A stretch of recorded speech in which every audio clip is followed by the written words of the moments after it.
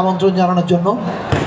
একটু আগে বলা হয়েছে যে আপনারা জানেন যে গত বুদ্ধ পূর্ণিমার সময় প্রথমবারের মতো বাংলাদেশের ইতিহাসে সরকার তার নিজের উদ্যোগে একটা টেলিভিশন কমার্শিয়াল বা প্রোমো নির্মাণ করেছে এবং সেটা শুধু প্রচার করেছে তা না, আমাদের 5টা বৌদ্ধ ঘনবসতিপূর্ণ এলাকায় আমরা 5টা অনুষ্ঠান করেছিলাম। এটা শুরু মাত্র, কিন্তু আমি মনে করি এই যে শুরু হলো এটা এখন থেকে বাংলাদেশে সবসময় চলতে থাকবে। এটা চলতে থাকার প্রধান কারণ এই যে বাংলাদেশের আমরা সবাই মিলে বাংলাদেশ, হিন্দু, মুসলমান, বৌদ্ধ, খ্রিস্টান, কার কি ধর্ম পরিচয়, কার কি জাতি পরিচয়, কে দেখতে কার মতো লাগে, কার বর্ণ কেমন, এগুলো কিছু ম্যাটার করে না। আমরা সবাই মিলেই আমরা এই দেশের মানুষ। এবং আপনারা যদি ওই পাজল দেখেন, পাজলের মাঝখান থেকে যে কোনো একটা যদি আপনি সরিয়ে ফেলেন, আপনি দেখবেন যে পাজলটা অসম্পূর্ণ হয়ে যায়। ফলে আমাদের যে কারো অনুপস্থিতি কিন্তু আমাদের এই জাতির একটা অসম্পূর্ণতা তৈরি করে। ফলে আপনারা সবাই মিলেই বা আমরা সবাই মিলেই বাংলাদেশটাকে আমরা সম্পূর্ণ করে তুলি।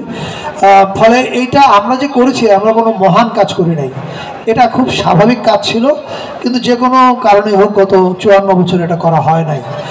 But better late than never, আমরা শুরু করেছি এটা এখন থেকে চলতেই থাকবে। আর শেষ করবো একটা কথা বলে যে দেয়াল তুলে দেওয়া খুব সহজ কাজ।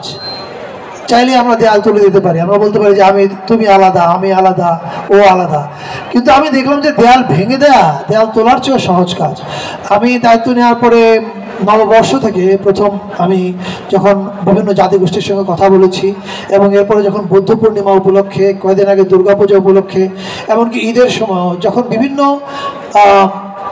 মানে কি বলে গ্রুপদের সঙ্গে কথা বলেছি, আমি কথা বলতে গিয়ে দেখলাম যে সবাই এক হতে চায় এবং সবাই যোগ দিতে চায় এবং দেয়ালটা কেউ রাখতে চায় না, সবাই চায় দেয়াল ভেঙে ফেলতে।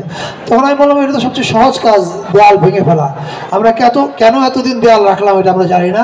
যাই হোক, এইবার যে দেয়াল চলে গেল, রাষ্ট্র তার উদ্যোগে সকল ধর্মের এবং সকল জাতিগোষ্ঠীর উৎসবকে যে সেলিব্রেট করছে, এইটা আমি মনে করি 24 পরবর্তী বাংলাদেশের একটা দারুণ সূচনা। এটা আমরা চলে যাওয়ার পরে যারা আসবে এটা চলতেই থাকবে, এটা আর থামবে না। সবাইকে আবারও প্রবারণা পূর্ণিমার শুভেচ্ছা। আমাকে বলা হয়েছে যে ফানুস উড়ানো কর্মসূচির শুভ উদ্বোধন ঘোষণা করতে। আমি শুভ উদ্বোধন ঘোষণা করলাম, এখন ওখানে যাব, গিয়ে আমি I want to see. Thank you everyone.